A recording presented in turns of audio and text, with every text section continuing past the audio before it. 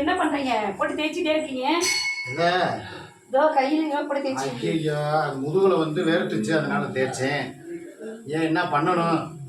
Shooting பிரேக்ல கூட கொஞ்சம் நேரம் வந்து ரெஸ்ட் எடுக்க விடுறதில்ல. அந்த நேரமும் பின்னாடியே வந்து என்ன பண்றீங்க மாமா, ஏது பண்றீங்க மாமா, இவர் பின்னாடி நீங்க சும்மா இருக்கலாமா? எப்பயுமே பொம்பளைங்க பிள்ளை தான் ஆம்பளை சுத்துவாங்க. இந்த இந்த வீட்டுல வந்து எப்படின்னா என் பின்னால இது சுத்திக்கிட்டே கிடக்கு. எப்ப பாரு மாமா மாமா, நான் வெறும் மாமா தானே, நான் என்ன மன்மதன் மாமாவா? எப்ப பார்த்தாலும் என் பின்னாலே சுத்திக்கிட்டு இருக்கீங்க.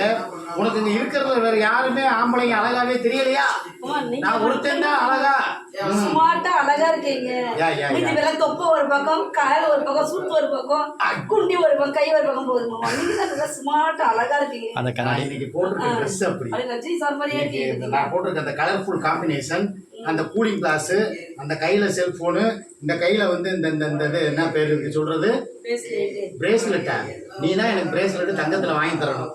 இப்போதைக்கு நான் போட்டிருக்கிறது வெறும் இந்த கருப்பு கொட்டையில, கருங்காலி கொட்டையில போட்டிருக்கேன். சரியா? நான் சம்பாதிக்கிறேன். நான் 3.25 லட்சம் ரூபா அக்கௌண்ட்ல வச்சிருக்கா. நான் வெறும் 35 பைசா வச்சிருக்கேன். என்னைய பார்த்து நீங்க தானே சம்பாதிக்கிறீங்க, வாங்கி கொடுங்க. நான் இன்னும் தேதி 24 ஆகலை, பிச்சை எடுத்துக்கிட்டு இருக்கேன். எப்படா வண்டிக்கு பெட்ரோல் போடுறது, எப்படா மதுரைக்கு போறதுன்ட்டு வந்திருக்கா பாரு அங்க இருந்து. பஸ்ல வர, கவர்மெண்ட் பஸ்ல. நீங்க பாரு கார் வச்சு வரீங்க. கவர்மெண்ட் பஸ்லயா? ஆமா பின்ன.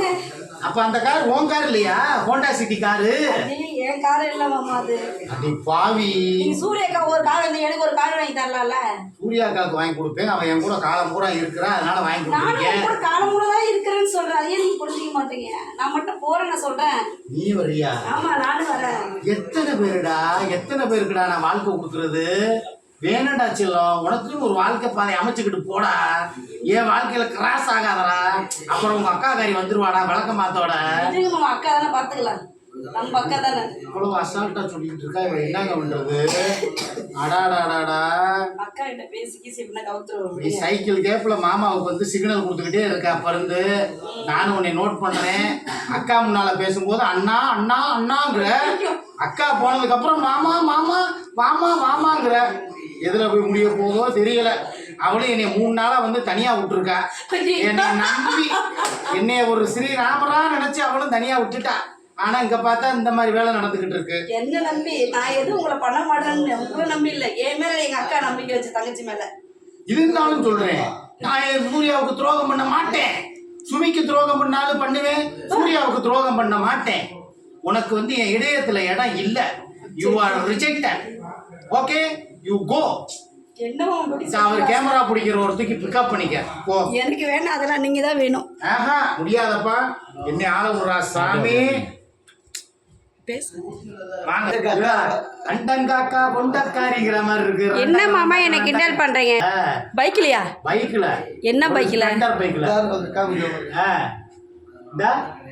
ஏ புளுக் பழுக்கு நேர்ற மாதிரி வரல. என்னமா ஆன் பண்ற? இவ்வளவு நேரம் எடுத்ததெல்லாம் என்னது? இவ்வளவு நேரம் என்னத்தை எடுத்த? மாமா எடுத்தனா நீங்க பாத்ரூம் போத்தலாமா? நான் இப்படியே எடுத்து போட்டுன்னு இருக்கேன் சும்மா. என்னை ஒரு இடத்துல ஷூட்டிங் ஸ்பாட்ல சும்மா கூட உட்கார விட மாட்டேங்கிறாங்க. இப்படியா படுத்தி எடுக்கிறாங்களே. கேப்பு கிடைச்ச நேரம் பூரா கடா வெட்டிக்கிட்டு தான் இருக்காங்க. நான் அந்த பக்கம் ஒருத்தையும் கடா வெட்டிக்கிட்டு. கெச்சு கார்த்தி என்னடா பண்ற நீ? நீ என்ன ஷூட் பண்ற? நான் உன்னை ஷூட் பண்றேன். நான் ஒண்ணுமே பண்ணல. இங்க வா பக்கத்துல. ஐயோ ஐயோ இவன் தொல்லை தாங்க முடியல. கெச்சு கார்த்தி பாரு. பாருங்க எங்க மாமா உட்காந்துக்கிற ஸ்டைலே தனி ஸ்டைலு. அதனால தான் அக்கா வந்து உங்களை பார்த்து மழங்கிட்டாங்க. போங்க. ஒரு ஏசியும் கிடையாது, ஒன்றும் கிடையாது. நான் பாட்டுக்கு உட்காந்துக்கிட்டு இருக்கேன். உனக்கு இப்போத்தான் வந்து முடிச்சு. சரி ரைட்டு ஓகே.